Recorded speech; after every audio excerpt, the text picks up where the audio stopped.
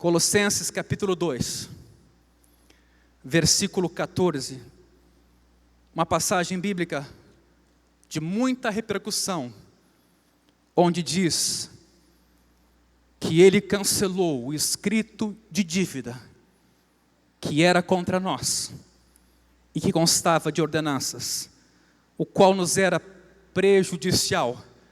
Removeu, o que diz aqui?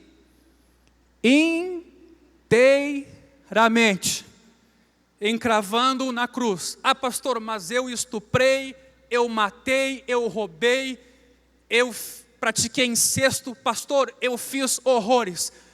A obra da cruz removeu em Jesus todos os teus pecados.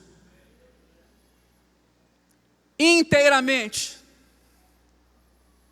Inteiramente significa tudo está incluído. Todo o lixo que nós carregamos, Jesus Cristo tomou sobre si e o removeu de sobre nós este escrito de dívida. Em Cristo eu não sou devedor ao diabo, eu estou perdoado. E nem tampouco sou devedor a Deus, porque em Jesus a minha dívida foi paga. Amém? Porque o débito, efetivamente falando, não é para com o diabo. Porque o diabo não tem poder de nos julgar e decidir o nosso destino. Então, quando diz o texto aqui que de alguma maneira a dívida foi paga, era a nossa dívida com Deus. Com Deus. O Filho dele pagou. E não ficou um centavo para trás. Glória a Deus por isso, amém?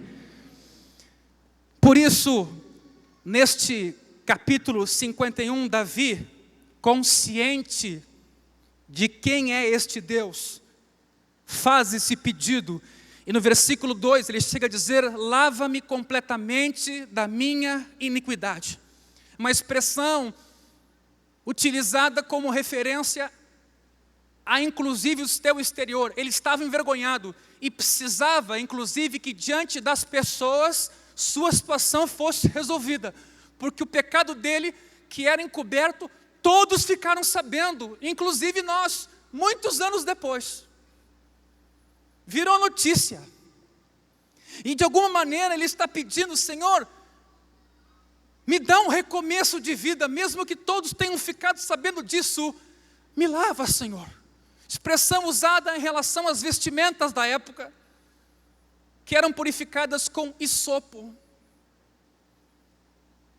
onde no hisopo estava o sangue dos sacrifícios, e esse hisopo então era apertado e se borrifava sangue nas pessoas, para que fossem purificadas, só que sangue de cordeiros, de animais.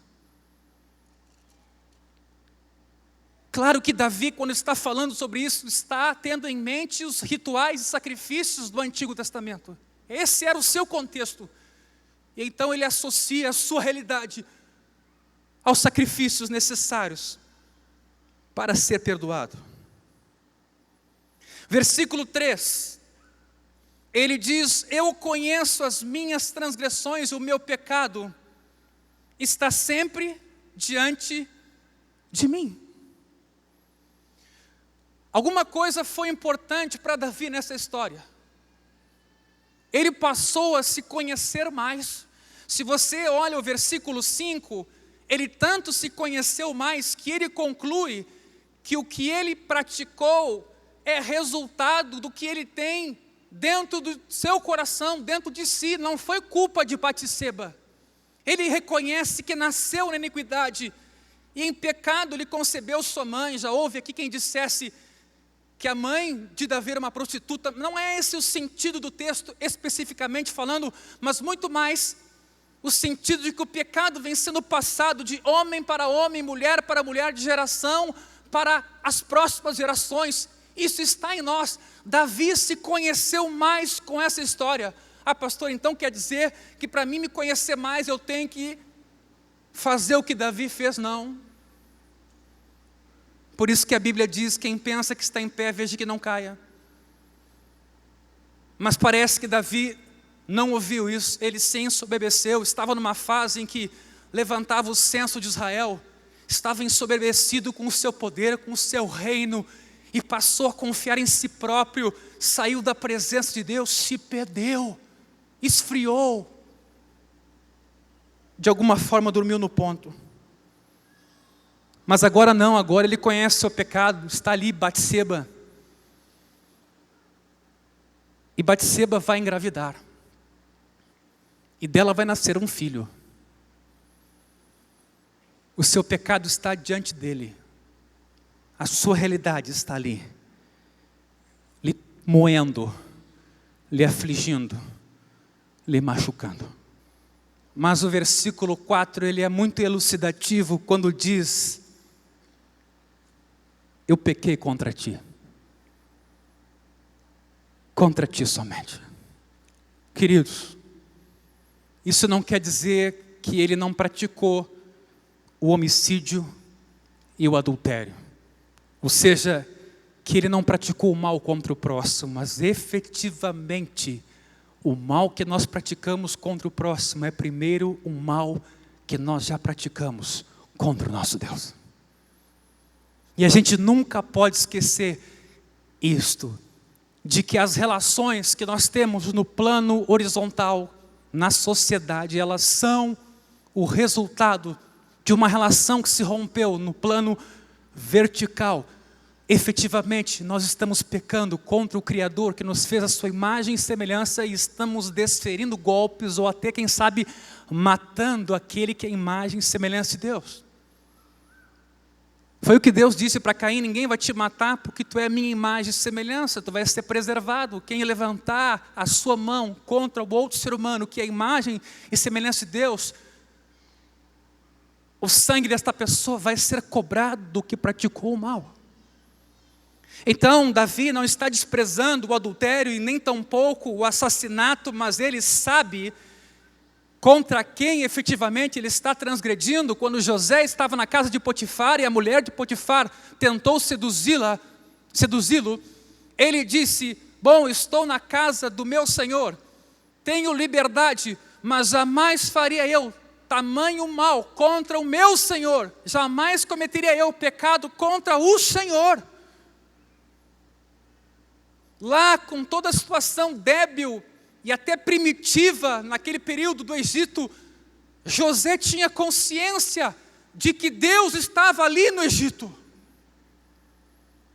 no meio daquele império que alguns poderiam dizer dominado pelo diabo, pois ali estava José temendo a Deus, consciente de que Deus estava presente e por isso ele não cometeria aquele adultério, consciente no espírito de que Deus está presente.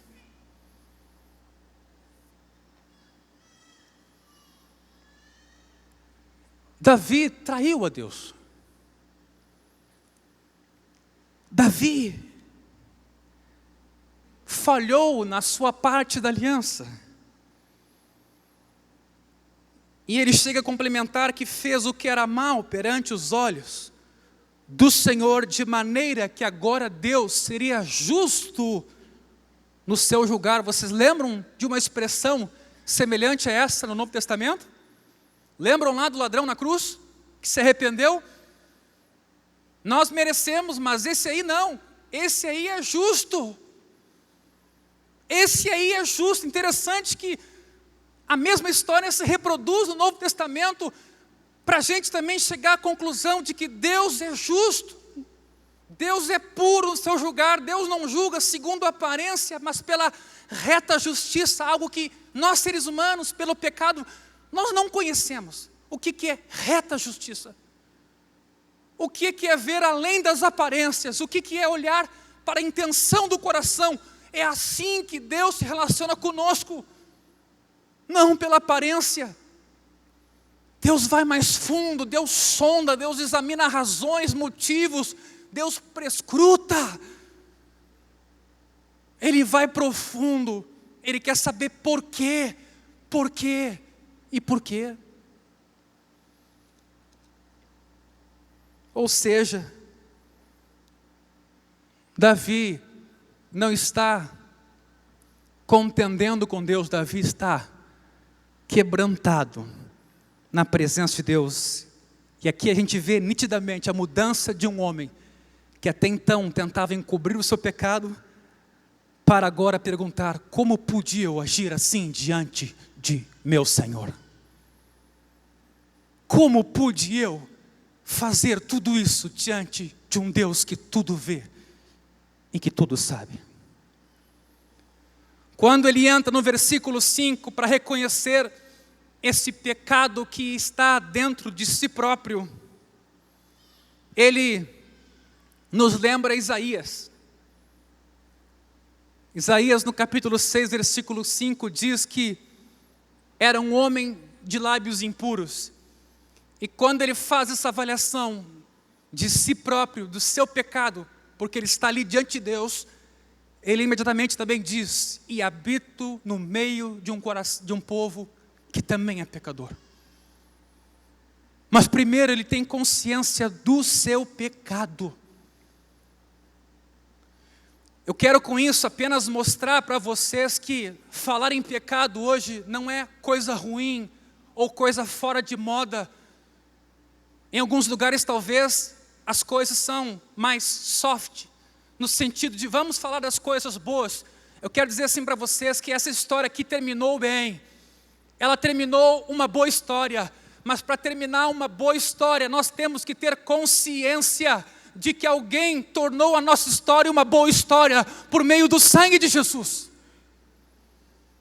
Para a gente poder falar em alegria, em júbilo, em esperança, a gente tem que saber que uma dívida foi paga, e essa dívida foi contraída por mim. Eu pequei, eu errei, eu transgredi.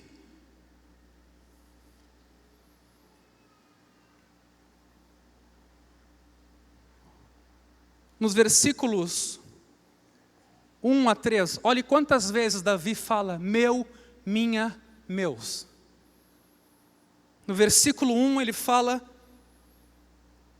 minhas transgressões. No 2, minha iniquidade. No 3, minhas transgressões. Ainda no 3, meu pecado. Ele não está sendo paliativo, ele está sendo sincero. E ele é rei em Israel. Ele é rei em Israel. Independentemente da sua função e posição, ele está interessado no que Deus tem a dizer a seu respeito. Ele não vai mais viver pela aparência dos homens, ele quer saber o que o Senhor tem a dizer sobre ele, e por isso ele está tendo esse diálogo real, transparente, coisa que Deus também nessa noite quer ter contigo. Ele não está preocupado como os outros te veem, ele está preocupado como ele te vê, e até como você vê ele. Como é que você vê Deus? E aí no versículo 6, Davi diz assim, que Deus tem prazer na verdade. E a verdade que é a verdade lá do íntimo. A verdade das profundezas do coração, lá dentro. E chega aqui a dizer que Deus vai fazer com que tu conheças a sabedoria dele para chegar nessa verdade.